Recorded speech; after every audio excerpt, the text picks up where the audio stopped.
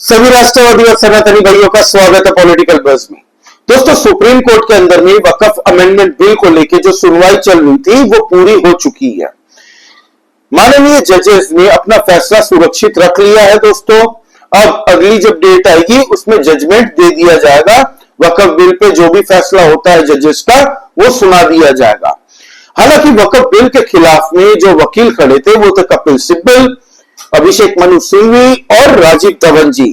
इन लोगों ने पूरी कोशिश की कि किसी भी तरीके से इंटरिम ऑर्डर या स्टे मिल जाए तो मजे ही मजे इनके। हालांकि सरकार की तरफ से जो वक्फ बिल के फेवर में केस लड़ रहे थे दोस्तों, जो सुनवाई कर रहे थे, दलील दे रहे थे, वो दोस्तों थे सॉलिसिटर जनरल तुषार मेहता जी और दो जजों की बेंच थी दोस्तों, justice chief justice of India B R. Gavai ji और जस्टिस ऑगस्टिन मसीहा जी। अब दोस्तों, कल बड़ा इंटरेस्टिंग हुआ, कोर्ट में इसको लेकर चर्चाएं चली। तो क्या हुआ इसकी हम चर्चा करते हैं। प्लीज आप लाइक कर दीजिए इस वीडियो को और सब्सक्राइब करिए इस चैनल को। दोस्तों, कल सॉलिसिटर जनरल तुषार मेहता जी ने जिस तरीके से एक के बाद एक अपनी दलीलें दी, उसको सुनने के बाद में कल पूरी तरह से कपिल सिब्बल, अभिषेक मनु सिंघवी और राजीव धवन जी शॉक्ड हो चुके। उनके पास बोलने के लिए, दलील देने के लिए कोई पॉइंट बचा नहीं था, क्योंकि परसों दिन का वीडियो मैंने कल आपको बता दिया था कि क्या क्या हुआ था। फिर से कपिल सिब्बल ने एक तरीके से कोशिश की यह बताने की कि मुसलमानों के अधिकारों का हनन हो रहा है वक्फ अमेंडमेंट बिल के द्वारा और ये एंटी इस्लामिक है, इससे भारत की सेकुलरिज्म को खतरा है। जजेस ने पूछा कि भाई कैसे खतरा है, बताओ कौन से क्लॉज के हिसाब से आपको लग रहा है कि ये वाला जो पॉइंट है ये गलत है, ये किसी को फंडामेंटल राइट्स का हनन कर रहा है। सब बता नहीं पाएंगे लोग, बस हो रहा है, बता दिया मैंने इसलिए हो रहा है। ऐसे थोड़ी होता है, बताना पड़ेगा कि ये वाला क्लॉज है, इसके चलते इन लोगों का फंडामेंटल राइट्स का हनन है। नहीं बता पाएंगे लोग। फिर इन लोगों ने दूसरा पॉइंट छेड़ा। इन लोगों ने कहा कि मुस्लिम जो कमिटी होती है दोस्तों वक्फ बोर्ड के अंदर में, जो ट्रिब्यूनल इनका बैठता है, जो कमिटी होती है, उसमें नॉन मुस्लिम्स को ऐड कैसे कर सकते हैं। क्या टेंपल के जो ऑर्गेनाइजेशन होती है, टेंपल की ट्रस्ट होती है, उसमें मुसलमानों को क्या बैठने का अलाउ करते हैं? ये लोग नहीं करेंगे। तो उसी तरीके से वक्फ जो एक मुसलमानों का इस्लामिक बॉडी है, उसमें नॉन मुस्लिम को कैसे हम लोग अलाउ कर सकते हैं, सरकार कैसे अलाउ कर सकती है, ये सवाल पूछा था कपिल सिब्बल ने। लेकिन सॉलिसिटर जनरल तुषार मेहता जी ने एक एक लाइन में दोस्तों दोनों का डिफेंस बता दिया, जिससे पूरी तर्क खत्म हो गया इन लोगों का। उन्होंने कहा कि मंदिर का जो ट्रस्ट होता है वो पर्टिकुलर मंदिर को लेकर कि किस तरीके से आरती होगी, हवन होगी, मैनेजमेंट चलेगा, उनके पुजारी कौन होंगे, ये पूरा देखते हैं। और ये एक रिलीजियस बॉडी है, राइट? टेंपल एक रिलीजियस बॉडी है, वेयर वक्फ बोर्ड जो है ये कोई रिलीजियस बॉडी नहीं है, कि कोई इस्लामिक बॉडी नहीं है। ये एक ऑर्गेनाइजेशन है, जस्ट लाइक एन एनजीओ, जो कि खाली मुसलमानों के लिए काम करती है। और इसका काम क्या है? वक्फ बोर्ड जब बना था दोस्तों, तब लिखा गया था कि कोई भी आदमी अपने मन से अगर जमीन गिफ्ट करता है वक्फ बोर्ड को, तो वो जमीन वक्फ बोर्ड की हो जाएगी। ठीक है? अब वक्फ बोर्ड जब भी देखते हैं हम लोग ये जमीन मेरी है, वो जमीन मेरी है, तो ऐसे नहीं होता। वक्फ का मतलब ही है कोई अपने दिल से दान करना चाहता है तो वो जमीन वक्फ बोर्ड की होगी, और वो वक्फ बोर्ड की जो जमीन होगी वो खाली मुसलमानों के लिए ही यूज की जाएगी। जैसे स्कूल बनेंगे, हॉस्पिटल बनेंगे, तो it's just like an NGO, एक सोशल वेलफेयर ऑर्गेनाइजेशन है वक्फ बोर्ड। चुप हो गए कपिल सिब्बल और अभिषेक मनु सिंघवी, कुछ बोलती इनके पास रही नहीं। और मुझे तो यह समझ में नहीं आता कि मुस्लिम पक्ष जो वक्फ बिल के खिलाफ में है, उनको क्या खाली कपिल सिब्बल ही मिलते हैं वकील? कपिल सिब्बल इतने बड़े नेता है।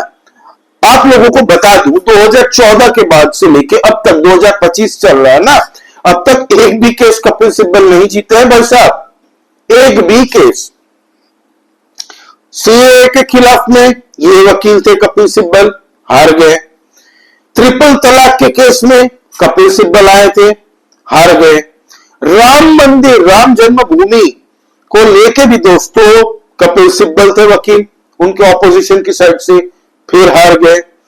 तो जितने भी आर्टिकल 370 को लेके भी जो चर्चा चल रही थी वो भी हार गए, रफाल को लेके जो चर्चा हो रही थी उसमें भी हार गए। तो वक्फ बिल को भी आप देख लीजिए, ये भी हारेंगे 100%। क्यों? वक्फ अमेंडमेंट बिल का जो लॉ पास हुआ है दोस्तों, ये पार्लियामेंट से हुआ है, रिगोरस चर्चा हुई है, इसके ऊपर में चर्चा हुई है राज्यसभा में, 4-5 बजे तक सुबह चर्चाएं चली है, लोकसभा में चर्चाएं हुई है, फिर प्रॉपर बकायदा एक एक बिंदु को लेके जितने वकीलों के साथ कंसल्ट किया गया, जेपीसी टीम बनाई गई थी, 36 से ज्यादा मीटिंग की है जेपीसी ने। आज तक भारत के इतिहास में कोई बिल को लेके सबसे ज्यादा अगर मीटिंग हुई है तो वक्फ बिल को लेके 36 मीटिंग हुई है, एक एक मुद्दे पर चर्चा हुई है राज्यसभा लोकसभा में, उसके बाद में वोटिंग हुई है, वोटिंग होने के बाद में पास हुआ है, प्रेसिडेंट की साइन हुई है, फिर ये लॉ बना है। और अब सुप्रीम कोर्ट के अंदर में ये लोग गए हैं वक्फ बिल के खिलाफ में, इस उम्मीद में कि उसमें 2-4 चेंजेस अगर कर दे जज साहब तो बढ़िया है, मुसलमानों के सामने मेरी भी फेस सेविंग हो जाएगी और मुझे आने वाले टाइम में केसेस मिलते रहेंगे। राज्यसभा में जब कपिल सिब्बल बोल रहे थे ना, तब मैंने एक वीडियो बनाया था, तब मैंने कहा था भाई साहब क्लाइंट ढूंढने गए हैं वहां पे और इनको क्लाइंट मिल गए हैं वहां से। वो राज्यसभा में जिस तरीके से दलील अपनी रख रहे थे कपिल सिब्बल जी, सीधा सीधा सबको लग रहा था कि भाई वहां पे क्लाइंट ढूंढने गए ऐसे दूरबीन लेके, और वही हुआ। तो अब दोस्तों सुनवाई होने के बाद में पूरी तरीके से जजेस ने अपना फैसला सुरक्षित कर लिया है। अब आने वाले टाइम में वो कल भी बता सकते हैं, 1 हफ्ते बाद भी बता सकते हैं, 2 महीने बाद भी बता सकते हैं, 15 दिन बाद में बता सकते हैं, ये पता नहीं है कि कब बताएंगे अपना फैसला, लेकिन फैसला हो चुका है, अपना फैसला लिख के सुरक्षित रख लिया गया है। अब दोस्तों मजे की बात है, जब चर्चा चल रही थी तो लास्ट में चर्चा खत्म होने तक एक महिला खड़ी हुई, एक महिला ने चीफ जस्टिस ऑफ इंडिया से एक बात की कि मैं तमिलनाडु से आती हूं साहब, मेरे वहां पे चोला डायनेस्टी के वक्त से एक मंदिर है 1500-1600 साल पुराना, चोला डायनेस्टी के वक्त का मंदिर, उसको वक्फ बोर्ड ने क्लेम कर लिया, तो वो कैसे पॉसिबल है भाई? इस्लाम 1450-1500 साल पुराना है, उससे भी पुराना मंदिर कैसे वक्फ बोर्ड की संपत्ति हो गई बताओ? नहीं बता पाएंगे लोग। चीफ जस्टिस ऑफ इंडिया ने कहा कि मैंने सारे पॉइंट्स आज सुने हैं, सबको अपने जो फैसला होगा उसमें मैं मद्देनजर रख के फैसला आएगा और आज सुरक्षित कर लिया जाता है इसके फैसले को, इसको लेके जो भी फैसला आएगा वो लेके। अब दोस्तों सोचिए आप कि कैसे हम लोग के देश में एक मजाक सा चल रहा है। 57 मुस्लिम देश है, कितने देशों में वक्फ बोर्ड है। सेक्युलरिज्म के चक्कर में कांग्रेस ने किस तरीके से देश को बर्बाद किया है दोस्तों, एक वोट बैंक की पॉलिटिक्स को लेके। 1954 में जिस तरीके से चाचा नेहरू ने वक्फ बिल बोर्ड को बनाने की अनुमति दी गई, जिसके बाद में 3-4 बार अलग अलग संशोधन करते गए दोस्तों, इसमें हर बार उनको पावर दिए गए और 2013 में कांग्रेस की सरकार जाने से पहले पूरी तरह से इनको ताकत दे दी गई कि जिस भी बिल्डिंग पे हाथ रख दे, प्रेसिडेंट्स हाउस को अगर हाथ रख ले, प्रधानमंत्री के घर को हाथ रख ले, ये लोग के वक्फ बोर्ड की जमीन है, तो फिर प्रधानमंत्री भी सुप्रीम कोर्ट में नहीं जा सकते। आपको अपनी जमीन या अपनी प्रॉपर्टी के लिए अगर केस लड़ना है तो with in a time bound period आपको वक्फ ट्रिब्यूनल कोर्ट में ही जाना पड़ेगा, जहां पे उनके ही वकील होंगे, उनके ही जज होंगे। इतनी पावर दे दी थी। यही एक रीजन है कि 2013 से लेकर 2025 तक वक्फ की, मतलब सोचिए आजादी से 1954 से लेकर 2013 तक इनकी जितनी प्रॉपर्टी थी वक्फ बोर्ड की, 2013 से 2025 तक 116% बढ़ चुका है। अंबानी का घर वक्फ बोर्ड का हो गया, ये मंदिर वक्फ बोर्ड का हो गया, कलकत्ता का ईडन गार्डन्स वक्फ बोर्ड का हो गया।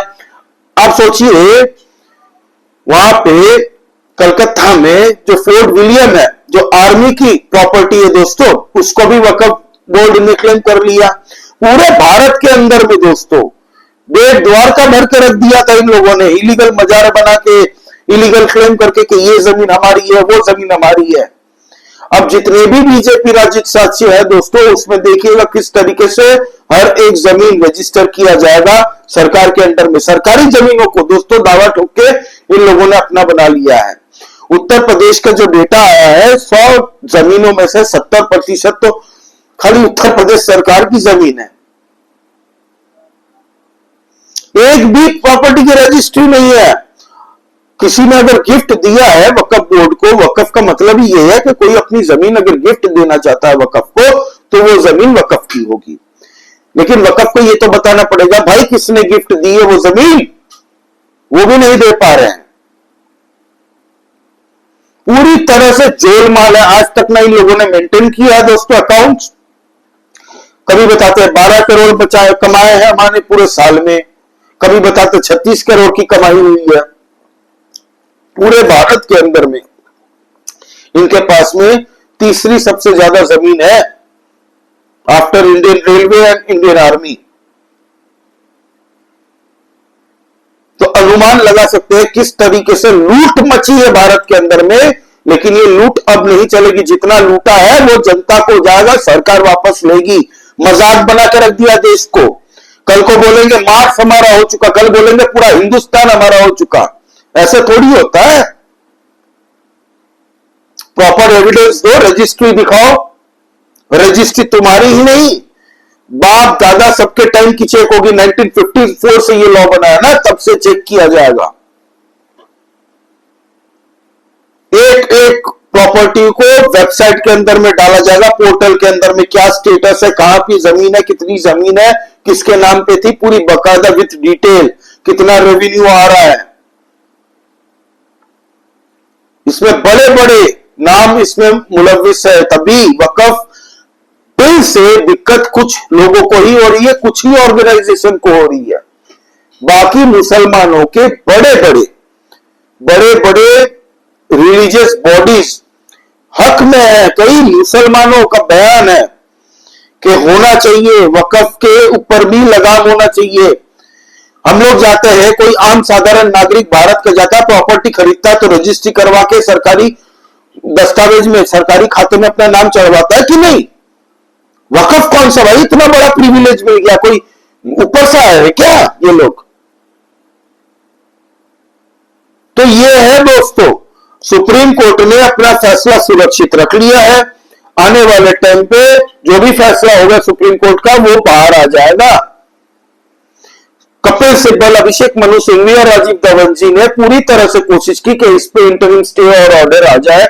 स्टे ऑर्डर नहीं आया क्योंकि तुषार मेहता, जो सॉलिसिटर जनरल तुषार मेहता जी ने एक से एक दलील दी और लास्ट में वही हुआ जो उन्होंने कहा था।